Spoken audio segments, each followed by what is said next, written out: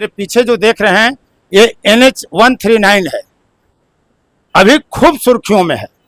कारण यह है कि गया, जिसे अब गया जी कहा जाने लगा है, वहां नितिन गडकरी का कार्यक्रम होता है और वे प्रेस को बड़े गर्व के साथ यह बताते हैं कि NH-139 का चौड़ीकरण होगा, यह सड़क 4 लेन बनेगा। बाद में NHAI के अधिकारी इस तरह के किसी भी प्रस्ताव के अस्तित्व में होने को खारिज करते हैं। राजनीति तब से ही शुरू है। अब जब विक्रमगंज में नरेंद्र मोदी आए तो वहां लोगों की अपेक्षा ये थी कि 139 के चौड़ीकरण 4 लेन निर्माण को लेकर कोई बड़ी घोषणा होगी, लेकिन ऐसा कुछ हुआ नहीं। लेकिन जो लोकल नेता हैं, यानी औरंगाबाद, अरवल, पटना जिले के जो नेता हैं विभिन्न राजनीतिक दलों के, उन पर भी अब सवाल उठ रहे हैं कि वे लोग सड़क पर क्यों नहीं उतर रहे हैं। विधायक, सांसद इस मुद्दे को सिर्फ अखबार में बयान देने तक ही सीमित क्यों है, सड़क पर क्यों नहीं उतर रहे हैं। इसी मुद्दे पर जब स्वास्थ्य मंत्री मंगल पांडे आते हैं तो उनकी सभा में पूर्व सांसद सुशील सिंह इस मुद्दे को उठाते हैं कि मैं ये जानता हूं कि मंगल पांडे जी के विभाग का यह काम नहीं है, लेकिन उनको जब भी मौका मिले तो वे नितिन गडकरी को यह बात संज्ञान में लाएं और मांग करें कि NH-139 का चौड़ीकरण हो, उसे 4 लेन का निर्माण किया जाए। लेकिन इस मुद्दे पर मंगल पांडे कोई एक शब्द भी अपने संबोधन में नहीं बोलते हैं। ये स्थिति हो गई है 139 की। लेकिन जब फोर्थ व्यूज ने स्वास्थ्य मंत्री मंगल पांडे से बातचीत की तो उन्होंने क्या कहा, तमाम मुद्दे हैं। और काराकाट लोकसभा क्षेत्र से नवनिर्वाचित, यानी पिछले साल जब सांसद बने थे राजाराम सिंह, तो उन्होंने लोकसभा में, सदन में ये सवाल उठाया था कि 139 का चौड़ीकरण आवश्यक है। ये मौत वाली सड़क बन गई है, इस पे प्रतिदिन मौतें हो रही हैं, लगातार सड़क दुर्घटनाएं हो रही हैं, इसका चौड़ीकरण किया जाना चाहिए। जनता का मुद्दा है, जनता की मांग है। नेता लगभग खामोश हैं या मीडिया का इस्तेमाल बयान देने तक कर रहे हैं। पूरा मामला क्या है, क्या कह रहे हैं सुशील सिंह पूर्व सांसद, और फिर उस पर मंगल पांडे तो मौन साध ही गए, लेकिन फोर्थ व्यू से वे क्या कहते हैं, सुनिए दोनों की बात, और तब आपको समझ में आ जाएगी कि राजनीति कैसे और किस दिशा में कितनी की जा रही है। सरकार के प्रतिनिधि के रूप में हमारे माननीय मंत्री जी यहाँ आए हैं, भले इनका विभाग नहीं हो, लेकिन राज्य सरकार के प्रतिनिधि के रूप में तो हमारे मंगल पांडे जी हम लोगों के बीच आए ही हैं, और इनसे एक बड़ी अपेक्षा रखते हुए एक मांग को करके इनको असमंजस में नहीं डालना चाहता, लेकिन आपके संज्ञान में एक बात जरूर लाना चाहूंगा। वो बात ये है कि पटना से अरवल, औरंगाबाद होते हुए झारखंड को जो सड़क जाती है, जिससे आप चलकर आए भी होंगे, NH-139, इसके 4 लेनिंग के लिए हम लोग विगत 10-15 वर्षों से लगातार प्रयासरत हैं।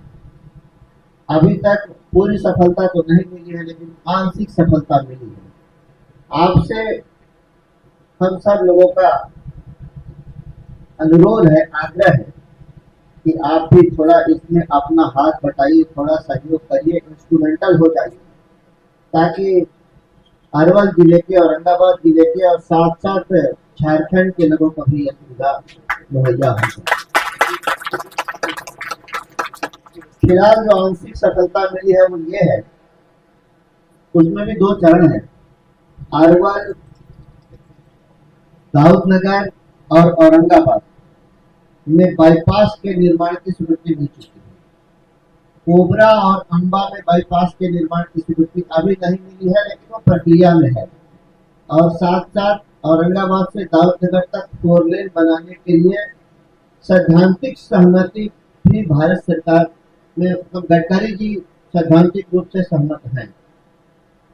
तो मेरा आपसे यही सर्वत्र प्रार्थना होगा कि जब भी आपकी औपचारिक या अनौपचारिक मुलाकात या बैठक आदरणीय गडकरी जी के साथ हो, बिहार सरकार के प्रतिनिधि के रूप में जब आप उनके सामने कोई बात रखें, तो इस महत्वपूर्ण विषय को भी आप जरूर रखिएगा। औरंगाबाद जिले की जनता, साथ साथ अरवल जिले की जनता भी इसके लिए आपका आभारी रहेगी। अभी जो तर्क दिया जा रहा है वो ये कहा जा रहा है कि आमस दरभंगा सड़क बन रही है, सासाराम से पटना सड़क की घोषणा हो चुकी है। आदरणीय प्रधानमंत्री जी 30 तारीख को विक्रमगंज में उसका शिलान्यास भी करेंगे। तो अधिकारियों के द्वारा ये कहा जा रहा है कि इस सड़क की कोई आवश्यकता अब नहीं रही, जिससे पूरी तरह से हम लोग मैं असहमत हूँ। इसलिए कि यह सड़क छत्तीसगढ़, झारखंड और बिहार को पटना से जोड़ने वाली एकमात्र सड़क है और इसकी जरूरत पहले भी थी, आज भी थी और आगे भी थी। इससे और कहता कोई उसी से है, मानता कोई उसी से है जो देने की स्थिति में होता है, जो देता है, जो करता है। याद कर लीजिए आप लोग भी कि 1990 से लेकर 2005 तक हम लोगों के पास उस समय हमारे पिताजी सांसद थे और 98 में मुझे भी आप लोगों ने एमपी बना दिया था। हम लोगों के पास कोई विकास के काम को लेकर नहीं आता, न कोई रोड मांगने आता था, न कोई बिजली मांगने आता था, न कोई पानी मांगने आता था, इसलिए कि होता ही नहीं था कुछ, तो मांगना क्या है। अब चूंकि हो रहा है, इसलिए हम लोगों की आकांक्षा भी बढ़ी है। हम लोग ये चाहते हैं कि जब सब कुछ हो रहा है तो ये भी हो। बस इन्हीं शब्दों के साथ आप सबों को और मुझे यहाँ आमंत्रित कर बुलाने के लिए मैं अपने आदरणीय माननीय का बहुत बहुत आभारी हूँ। धन्यवाद। एक सवाल है सर डबल इंजन की सरकार पर कि नितिन गडकरी गया में आते हैं और वो कहते हैं कि NH-139 का चौड़ीकरण होगा, 4 लेन बनेगा। आज वह मौत का रास्ता बन गया है, जाम, सड़क दुर्घटनाएं, बिहार भर का सड़क स्वर्ग बन गया, उन्हें दिखाई पड़ता वो सर वो जगह सर अच्छी बात है, कई हजार किलोमीटर बन गया, उन्हें दिखाई लेकिन सर मंत्री के कहने के बावजूद अगर सड़क न बने, काम में यदि कहीं रुकावट हुई होगी, दिक्कत हुई होगी, कोई प्रशासनिक कारण आया होगा तो उसको ठीक किया होगा, ठीक किया जाएगा। लेकिन अब सड़क के बारे में पूरा बिहार की तस्वीर बदल गई और उस तस्वीर के कारण तकदीर भी बदला बिहार में। इसमें सर कोई दो राय नहीं है, लेकिन हमारे पैरेलल में अगर NH मैं कह रहा हूँ ना कि हमारा क्यों नहीं। मैं उस विभाग का मंत्री नहीं हूँ, इसलिए मुझे बहुत जानकारी नहीं है, लेकिन मैं गडकरी जी के कार्य प्रणाली को जानता हूँ। उन्होंने पूरे देश के अंदर जिस प्रकार से सड़कों का जाल बिछाया, जिस प्रकार से बिहार में उन्होंने NH की सड़कों का विस्तार किया, चौड़ीकरण किया, नए नए ग्रीनफील्ड एरिया में रोड बनवाए हैं, वह अपने आप में एक उदाहरण है। यदि किसी एक सड़क के बारे में आप स्पेसिफिक बोल रहे हैं, मुझे नहीं मालूम कोई प्रशासनिक कारण आया, क्या स्थानीय कारण आया, कोई भूमि अधिग्रहण का कारण आया, क्या कारण आया मुझे नहीं मालूम, लेकिन इतना जरूर कह सकता हूं मैं कि कोई भी रुकावट आया होगा वो दूर होगा। सर एक सवाल सर, अब आप रहे